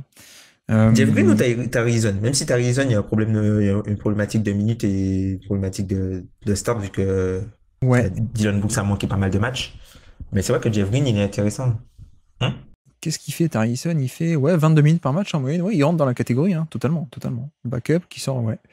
Effectivement, oui, ça peut rentrer aussi. On pourrait peut-être même le mettre en Elie, hein, d'ailleurs. Ouais, clairement. On peut le mettre partout, d'ailleurs. D'ailleurs, Jason Tate aussi, qui je pense est un peu dans cette veine-là aussi. Oui, c'est ça, là. Josh Okogie, d'ailleurs. Et Josh Okogie. En parlant des ailiers, Josh Okogie, Torrey Craig. Je sais que toi, alors tu m'as dit tu as Duncan Robinson dans ta première équipe. Qui est-ce que tu avais en deuxième alors? Bah, du coup, dans ma deuxième, j'avais Josh Hart Ouais. et j'avais quelqu'un à te proposer. Alors, peut-être que je suis biaisé. Alors, j'ai deux joueurs. Il y a Trey Murphy Oui. et derrière Trey Murphy, j'ai Matisse Thybulle et Aaron Nesmith. Même si Aaron Nesmith, bon, maintenant, il est devenu titulaire. Mais c'est un joueur que moi j'aime vraiment beaucoup depuis le début de saison. C'est quelque chose que j'aime. J'ai beaucoup aimé ce qu'il a produit sur le début de saison, que ce soit sur le d'un point de vue offensif et aussi surtout d'un point de vue défensif, hein, puisque Aaron Smith défensivement c'est un joueur qui est très solide. Et j'avais Matisse Thybulle tout simplement parce que la défense est encore présente et le tir à 3 points désormais est beaucoup plus automatique. Et même quelque chose qui avec Matisse Thybulle, c'est la peur, la peur des adversaires quand ils dribblent et qu'il est pas loin. Tu vois, Ouais. je me souviens d'un match, c'était juste après Noël, je crois que c'était contre Sacramento, où Sabonis, il a un mismatch face à Jarash Walker, limite, enfin, dans la raquette, quasiment dans la raquette. Et en fait, il, il a peur de poser la balle parce que c'est Matisse Thybulle qui est one pass away, en fait. Et du coup, il prend un tir un peu compliqué où il pose pas la balle, où il veut pas la faire redescendre. Parce qu'il a quand même, il a dans le coin de la tête que s'il pose la balle, il y a Thybulle qui va pouvoir jaillir à n'importe quel moment. Et du coup, je trouve que ça a quand même une certaine valeur. Plus du coup, le tir à 3 points qui est automatique. Alors, je sais pas il y a beaucoup de précision, mais en tout cas, la vitesse du geste, c'est plus pareil. Ouais, alors moi, les anciens joueurs de la fac de Washington à qui on dit ça y est, le shoot c'est bon est revenu. Non, je ne me ferai pas avoir. Dédicace à Markel Fultz. En plus, il a joué avec Markel Fultz. Oui, ils ont J'ai joué ensemble. Oui, j'avais fait des vidéos sur Markel Fultz et à un moment donné, je l'ai revu il y a pas longtemps. J'ai dit mais c'est qui ce mec? Mais en fait, c'est Matisse Thybulle sur les vidéos. Mais bref, non, j'avais Matisse Thybulle, j'avais aussi considéré, même si les limitations offensives me laissent toujours un peu. Enfin, me font douter, quoi, tout de même. Et je me demande à quel point est-ce qu'il a pas aussi beaucoup de temps de jeu parce que c'est Portland et que dans une vraie équipe, pardon, dans une vraie équipe, les limitations seraient pas un peu plus, mince, j'arrive plus à parler, pardon. On les verrait pas un peu plus, que le temps de jeu serait plus limité. Et de qui tu as parlé aussi, pardon Trey Murphy. Notre De ami Trey Murphy, ouais. Alors Trey Murphy, voilà. je suis peut-être biaisé, mais je le considère comme un titulaire NBA, moi, à cause de l'an dernier. Ah. Donc j'y avais même pas pensé à ce statut de titulaire, tu vois. De remplaçant, pardon. Mais c'est quoi? C'est le retour de Zion qui lui... Oui, c'est ça. Le retour de Zion lui est fatal, hein, puisque au final, il débute les matchs sur le banc. Et puis, il a Retour un de bon blessure, en duo plus. avec retour de blessure, et puis il a un bon duo avec Jordan Hawkins. Et puis, c'est surtout que je pense que même si il finit les matchs, la problématique, c'est qu'avec lui, c'est que sur les ailes, enfin, sur les postes sur lesquels il peut jouer, on va dire 2, 3, 4, il y a du coup Herb Jones, Brandon Ingram et Zion Williamson. Et en fait, c'est un joueur qui match très bien avec 2 des 3 à chaque fois. Ouais. Et c'est vraiment quelque chose, c'est vraiment quelque chose qui a une énorme valeur. D'ailleurs, on peut envoyer des auditeurs sur la vidéo de ton ami Azad, ton Oui. ami Azad, ton petit protégé, qui a fait une très bonne vidéo sur lui, qui explique à peu près la gravité et pourquoi c'est un joueur qui est important. Même si je sais que toi et moi, on est un petit peu, encore une fois, hein, on est un petit peu plus bas sur le profil, qui, pour moi, en tout cas, il me rappelle beaucoup autoporteur au début à Washington, quoi. Ah, je l'aime un peu plus que toi. Je parle pas d'Azad, hein, je parle de Trey Murphy. Parce que tu dis mon petit protégé, on a un an d'écart. Hein, donc ne croyez pas à Azad qui fait genre qu'il est jeune. Mais non, pardon. Trey Murphy, non, je suis peut-être plus chaud que toi alors, quand même. Parce que je dirais quand même pas. Quoique Autoporteur était quand même pas mal à son époque. Il était quand même pas mal. Mais non, mais effectivement, s'il est qualifié pour ces critères de remplaçant cette année, ouais, c'est même la Rolls-Royce des remplaçants. Clairement, Quoi. Je le mets assez directement. Mais tu vois, c'est pareil, moi je fais toujours la distinction entre les jeunes et après, est-ce que dans l'esprit des backup teams, est-ce que je donnerais pas la place à un Torrey Craig, tu vois, oui. ou un Josh Okogie qui fait une excellente saison à Phoenix d'ailleurs. Une super saison, ouais, effectivement. Tiens, j'avais pas pensé, mais Derrick Jones Jr., techniquement, il est titulaire, mais pour moi, il est plutôt cette catégorie de remplaçant. D'ailleurs, c'est un peu tout le problème, c'est que c'est un calibre remplaçant qui joue titulaire, quoi. Merci Jason Kidd, quoi. D'ailleurs, par rapport à ça, pendant que tu parles de Dallas, comment t'as considéré Dante Exum? Moi, c'est quelqu'un que j'ai considéré pas mal. Ouais. Et j'ai vu que par exemple, sur Basketball Référence, pardon, ils mettent qu'il a joué meneur, alors que moi, je le voyais plus jouer poste ailier, quoi. Oui, ça, en fait, ça dépendait des configurations parce qu'il y a des fois, il jouait meneur quand Kyrie n'était pas là, parce que Kyrie, il Oui, manquait un mois. oui, Et c'est un peu là-dessus, en décembre, qu'il a un peu explosé, re-explosé aussi dans Exum. Mais oui, je suis d'accord qu'il a aussi joué pas mal de rôles, notamment Ali, hein, oui. dans d'autres line-up. Mais oui, je suis d'accord. Et je l'avais sur ma liste aussi. Dans Exum, je l'avais sur ma liste. Donc, ouais, moi, je l'avais aussi là-dedans. Eli, on a fait. Elifa, on a fait. Pivot, on a fait.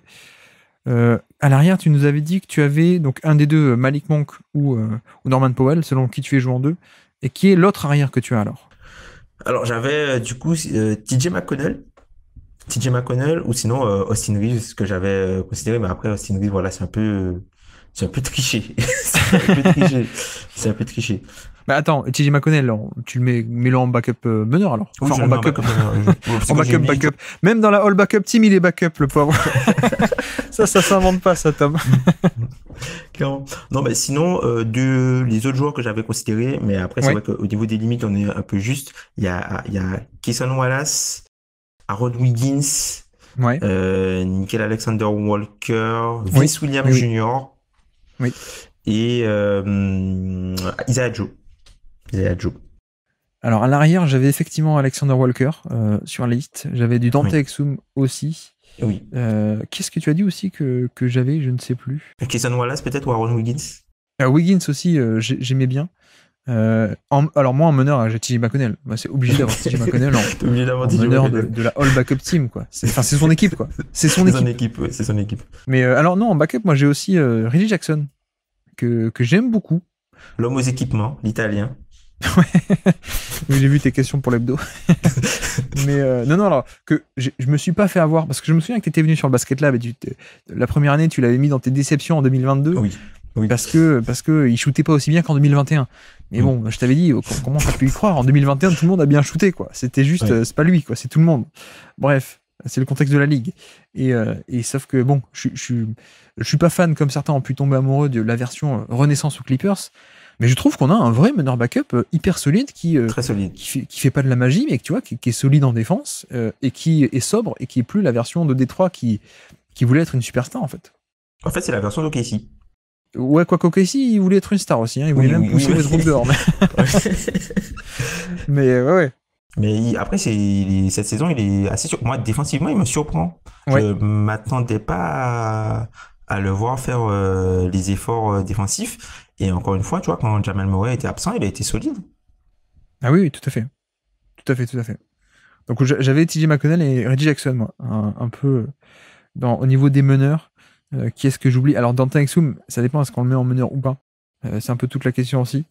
Aaron Holiday fait des trucs pas mal à Houston. J'ai jamais été hyper fan, mais bon. Je sens que t'es pas fan. Pas trop fan, non. Pas trop fan. D'ailleurs, j'avais une question. Est-ce que tu as considéré Ayo de Somno un peu? Je l'avais un peu dans la liste des jeunes, ouais. Ouais, je l'avais. Ah oui, c'est vrai, c'est dans les jeunes, oui. Je sépare un peu les deux, mais ouais, non, mais il pourrait y être totalement. Ouais. De Somnou qui d'ailleurs avait commencé titulaire l'an dernier, d'ailleurs, si je dis pas de bêtises, la saison. Mais oui, effectivement. Tiens, Gary Trent Jr. à l'arrière, qui pour moi est un peu le profil de. Dans l'esprit, c'est un backup, mais en fait, à Toronto, il a joué beaucoup titulaire. Il aurait peut-être pas dû. Mais dans l'esprit, je trouve qu'il rentre un peu dans cette catégorie, quoi, du joueur que tu veux bien avoir dans 20-25 minutes par match, mais peut-être pas plus, quoi. Mais lui, alors j'avouerais que c'est quelqu'un que j'ai pas beaucoup vu cette saison parce qu'au moment où je regardais pas mal Toronto, il jouait pas beaucoup. Je crois qu'il sortait du banc, mais il jouait pas beaucoup. Et du coup, j'ai pas trop d'avis sur lui, malheureusement, parce que je l'ai pas beaucoup trop vu et j'ai peur d'être un peu biaisé par les choses que je connais de lui, des années dernières. Tu vois, je vais pas encore réactualiser ce que je pensais de lui. Qui est-ce que je regarde là? Chris Duarte, moi j'aime bien, mais bon, c'est quand même un rôle un peu plus moindre. On est peut-être plus dans l'utility player là, d'ailleurs, que dans la all Bah, backup team. surtout que Chris Duarte, s'il joue, c'est aussi parce que Huerter ne mettait pas un pied devant l'autre. Hein. C'est pas parce qu'il est bon. Hein. Oui, puis il était clairement sorti sur des phases défensives, hein. Chris Duarte contre certains match-ups.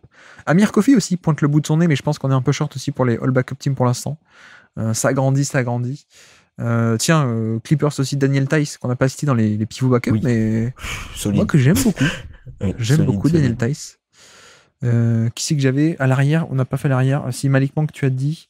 Pat Connaughton, je pense, peut prétendre à tout ça. Pat Connaughton. Oui, J'ai jamais il pourrait été se fan du glisser, joueur, ouais. mais bon. D'ailleurs, j'ai 3 joueurs pour toi. Vas-y. Josh Green cette saison. Je sais que l'an dernier, on avait une problématique où, à partir du moment où Kyrie est arrivé, il avait changé de rôle et du coup, on avait perdu un peu tout ce qu'on aimait du joueur. T'en es où sur lui cette saison? J'en suis que j'aime bien la défense, mais je suis très déçu par le scoring. Ouais. Ouais. Pour moi, ça cale un peu au niveau du développement de l'attaque, quoi, pour le coup. Mm. On avait des belles promesses l'an dernier, je pensais qu'on allait continuer, mais non. Cette année, ça coince, on n'a pas grand-chose dans l'attaque, donc c'est un peu décevant. Mais oui, totalement. Lui aussi rentre là-dedans, techniquement. Même si moi je l'avais catégorie jeune, mais techniquement il rentre là-dedans. Et après, les rotations de Dallas ont été tellement n'importe quoi. Bah tiens, d'ailleurs, Grant Williams, il a 26 minutes par match. Il a disparu. Techniquement, il a trop de titularisation pour l'instant, mais c'est pas dit qu'en fin de saison, il soit pas en dessous de la barre des 50% de matchs démarrés. Mais Grant Williams, il pourrait être en fin de saison dans All Backup Team assez facilement aussi, quoi. L'autre joueur que j'avais pour toi, c'était Royce O'Neal. Qu'est-ce qu'on fait de Royce O'Neal? Je l'avais dans les ailiers. Et je pensais qu'il pourrait être plus qu'un backup, j'avoue. Ouais, cette saison, ouais, j'ai l'impression que c'est un peu plus. Je pense que c'est qu'une équipe pourrait essayer d'aller récupérer du coup à la deadline. Je pense Oui. qui pourrait faire du bien à quelqu'un potentiellement. Je sais pas exactement qui. Le problème, c'est qu'il est dans une équipe qui est nulle, mais qui a beaucoup trop d'ailiers de joueurs sur son propre poste. Ça, c'est fantastique, quoi. Je pense que ça pourrait être un très bon élément d'une autre. Tu vois, tu le mets à Cleveland. Je pense qu'à Cleveland, il peut taper les 28-29 minutes par match, hein, en vrai. Mais là, il est dans une équipe qui est pas bonne, mais avec des joueurs sur son poste, le pauvre. Donc, c'est pas top. Mais ouais, on a fait le tour. Tiens, Sam Hauser, en poste 2, moi j'avais noté. Potentiellement. La gâchette. Ouais, j'aime beaucoup Sam Hauser. Mais voilà, je pense qu'on a fait à peu près le tour. Et après, effectivement, il y a plein de jeunes. Mais moi, je mets un peu. Pas dans cet esprit vétéran, quoi. Tu vois, Josh Green, Quickly, Keyonte George aussi, techniquement. Oui. Colin Sexton, qu'est-ce qu'on fait avec Colin Sexton, Tom, cette année? Pour moi, il va finir l'année titulaire. Puisque ouais. Pour ça que je l'ai pas mis. Voilà, il a remplacé le Tank Commander Talon Tucker, enfin Paul Pierce. Oui. Il a remplacé dans la rotation et depuis tout va bien au Jazz et puis bon. Enfin, c'est un super joueur. Je pense qu'il est peut-être un peu surqualifié pour le rôle. Quoique, dans la configuration dans laquelle il est au Jazz, il est surqualifié pour le rôle de backup, puisque à côté de lui, il y a un joueur qui s'occupe de faire le guard play et lui, il a qu'à mettre des points. Ouais. Oui, je pense aussi. Et je me demande à quel point est-ce que, en fait, sa carrière, ça peut pas être une espèce de Jordan Clarkson des bons moments, quoi. Tu vois. Tu vois. Moi, c'est un joueur c'est un joueur, je pensais, qui potentiellement pourrait faire, par exemple, un peu la carrière qu'a eu Kemba Walker. Parce qu'il y avait des choses au niveau du scoring. Il y avait des choses au niveau du scoring et au niveau du dribble qui étaient assez intéressantes au niveau de Colin Sexton. Mais il n'y avait pas le tir. On est en pleine période où il a l'air en train d'exploser, je sais pas, mais de s'améliorer ou de faire des grosses perfs. Donc, actuellement, j'ai un peu du mal à le ranger en catégorie vraiment remplaçant, alors que ça se trouve, il est peut-être en train de faire la passerelle, quoi. Tu vois, je sais pas si tu vois ce que je veux dire, mais j'hésite un peu, quoi, avec son cas. J'hésite un peu. Le joueur qu'on n'a pas cité encore dans les jeunes, tu vois, par exemple, Dyson Daniels. Oui. Ben, moi, ouais. Jeune, carte jeune, facile. Voilà, jeune. Mais oui, il peut rentrer dans la rotation, en rotation des remplaçants totalement. Je suis d'accord. Et tiens, Santi Aldama, pour te lancer sur un joueur de Memphis aussi. Est-ce qu'il a un potentiel pour plus? Ou est-ce que c'est juste un role-player qui, en fait, pour l'instant est jeune, mais dans 5 ans, ce sera le même joueur? Je pense qu'il a le potentiel de faire plus, tout simplement parce qu'il n'a pas des compétences de role-player classique. C'est-à-dire que à sa taille, pouvoir dribbler, tirer et être aussi mobile et avoir un bon passing game, c'est assez rare. Sauf que la problématique, c'est que si il est en dessous, par exemple au niveau du tir, ben, ça rend tout de suite moins intéressant le profil puisque ça limite les configurations dans lesquelles tu vas pouvoir le faire évoluer. Donc, Ouais. je trouve que c'est un joueur intéressant. Vraiment, le passing, la capacité à pouvoir être un talent, entre guillemets, dépendant, mais aussi aller dans ses spots pour trouver et générer de l'attaque. Mais c'est vrai qu'il est totalement dépendant de son tir pour se créer des ouvertures. Et aujourd'hui, il est très, très maladroit, notamment dans les coins. Tiens, juste dernier nom, mais un nom qui n'a rien à faire là, mais qui est là malheureusement, qui ne devrait pas être là parce qu'il ne devrait pas répondre aux critères, Quentin Grimes. Qu'est-ce qu'il fait là? Qu'est-ce qu'il fait dans cette Ouais. catégorie des backups, Quentin Grimes? C'est pas possible.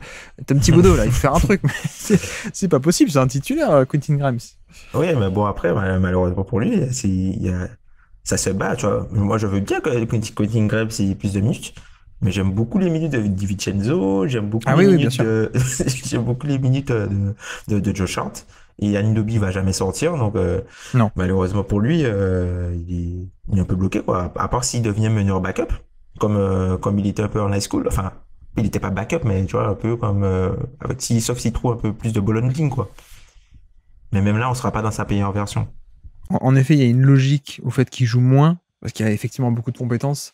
C'est vrai que l'interrogation, c'est peut-être pourquoi est-ce que à l'échelle du front office, ils ont fait venir autant de compétences slash plus court terme que long terme. C'est peut-être ça l'interrogation des fans d'Enix, mais bon, je pense que d'ici un an, peut-être, tu vois, s'il se fait échanger, peut-être que si on refait le podcast d'ici un an, il sera plus dans cette catégorie des backups, à mon avis. Il sera, j'espère, il sera retourné à 30 minutes par En match. titulaire. Ouais, j'espère. Mais bref, qu'est-ce que j'ai sur ma fiche? Nembard, qui est un jeune joueur des Pacers, mais comme c'est les Pacers, il a déjà 28 ans, non? C'est ça un jeune des Pacers. En général, ça draft très très tard. Mais je crois qu'on a fait le tour. Alors du coup, redis-nous tes deux All Backup Team 2024. Alors du coup, dans la première équipe, j'ai Norman Powell, Malik Monk, Kelly Olynyk, Duncan Robinson et Naz Reid. Et Ouais. du coup, dans ma deuxième équipe, j'ai TJ McConnell. J'avais mis Austin Reeves, mais bon, Ouais. on peut le disqualifier. Du coup, Josh Hart et Trey Murphy. Ouais. Et ensuite, le pivot en remplaçant, c'était Kevin Love. Ok. Et t'as qu'un... Oui, non, oui. Nasrid et Kevin Love, du coup. Voilà, c'est ça. Ok. Eh ben, moi, toi, je vais du coup partir en meneur sur TJ McConnell et Reggie Jackson. En poste 2, ils sont limites, mais allez, on les prend. Norman Powell et Malik Monk. C'est génial. Ça passe limite mes 26 minutes par match. En backup, pour rester dans l'esprit de c'est des vétérans de longue date plutôt que des jeunes, je vais le donner à Torrey Craig et Josh Okogie. Voilà. Poste 4. Pas de biais du tout, hein. Comment ça? tu préfères que je donne à Jason Tate plutôt que Torrey Craig? On peut. Ah, quoi que non, du coup, j'ai pas calé Dante Exum alors que je voulais le caler. Ouais, mettons Dante Exum à la place de Torrey Craig. Dante Exum et Josh Okogie, que j'aime beaucoup. J'aime beaucoup les deux. Mettons ces deux-là. Et du coup, Kelly Olynyk, je te suis. Et George Niang, alors. Je prends George Niang, mon poste 4. Et quoi que j'aime beaucoup Jeff Green aussi, mais allez, ok, George Niang. Tu aimes beaucoup Jeff Green, on devrait enregistrer cette phrase. Ah non, j'aime bien Jeff Green, moi. J'aime bien Jeff Green. Depuis qu'il est au minimum. Parce que Jeff Green... Même à Denver, moi j'aimais bien. Hein. Je sais que N5 l'aimait pas, mais... mais non, mais ok. Kelly Olynyk et George Niang, ok. Et on va prendre Naz Reid et Mo Wagner. Mo Wagner. Partons là-dessus. Comme ça, je me laisse tous les jeunes de côté. Et on va dire, je leur mets pas l'étiquette de vous êtes des backups. Voilà, tous les Walker Kessler, Josh Green, Quickly, Keyonte George, qui c'est qu'on a Kuminga aussi, on n'a pas parlé de Kuminga, Ochai Agbaji, Kayson Wallace, Peyton Watson peut-être aussi. Voilà, ces jeunes-là, je ne vous donne pas l'étiquette de vulgaire banal backup. Mais voilà pour nos équipes en tout cas. C'était sympa en tout cas de parler du 120e au 180e meilleur joueur NBA. C'est toujours le charme de l'exercice. On a fait je sais pas combien d'heures de podcast cet été, je sais pas 50 heures pour faire le top 100. Ouais. Et là on a fait c'est ça, en même pas 2 heures on a fait entre 120 et 180. Mais bref, en tout cas merci beaucoup Tom d'être passé sur le Basket Lab pour ce format encore une fois. Merci à toi Guillaume.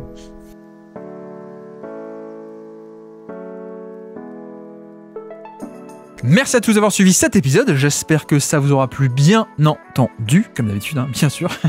on fait ça pour vous. Mais c'est vrai qu'on s'est aussi pas mal amusé, hein, nous, entre nous, en tout cas, à discuter. J'espère que ça vous aura plu, mais voilà, cet épisode des backups avec Tom, vous voyez que bon, on a des philosophies un peu différentes, notamment sur le côté, est-ce qu'on met une étiquette de backup sur des backups de carrière, ou est-ce que pour des jeunes, on les inclut tout de même dedans? À la limite, les équipes, on s'en fiche, hein, vous avez compris que le but c'était un peu de discuter d'un point de vue théorie sur ce rôle-là, et aussi de discuter des joueurs en eux-mêmes. Le côté backup team, faire la backup team, faire la team des remplaçants, pardon, l'équipe des remplaçants pour être totalement français. C'était un peu un prétexte. N'hésitez pas, cela dit, à nous dire votre all backup team, vous, si ça vous intéresse, dans le Discord, en commentaire YouTube ou sur Twitter aussi. Donc voilà, j'espère que ça vous aura plu. J'espère que vous-même, vous avez votre all backup team à nous partager. Et puis, donc, la prochaine fois, eh bien, je ne sais pas. Il est possible qu'on ait un épisode surprise en cas de trade, en cas de gros trade. On aura peut-être sans doute un react, un édito, de l'actu, je ne sais pas. Mais sinon, s'il ne se passe vraiment rien, je pense que la prochaine fois, on va se retrouver lundi pour l'hebdomadaire du Basket Lab, comme tous les lundis. Et donc, sur ce, je vous remercie une nouvelle fois de nous avoir écoutés jusqu'au bout. Un grand merci à Tom d'être passé sur le Basket Lab. Et moi, je vous dis à très bientôt. Ciao.